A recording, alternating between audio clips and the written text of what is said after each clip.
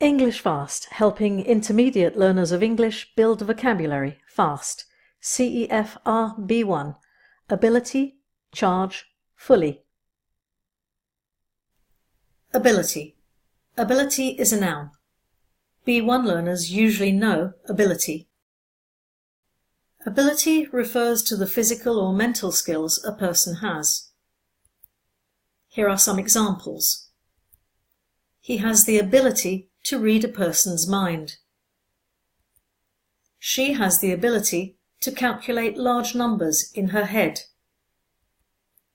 The school accepts students of all abilities. Charge. Charge is a verb and a noun. B1 learners usually know charge. At B1, charge refers to money. Here are some examples. How much did he charge you? What was the charge for entry into the museum? There's no charge for children under 10. Fully. Fully is an adverb. Fully means completely. Here are some examples.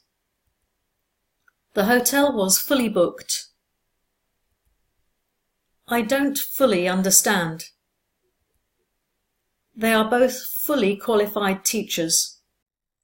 Now write some of your own sentences with ability, charge and fully. Download the free B1 workbook sample from englishfast.co.uk. Subscribe on YouTube to learn more.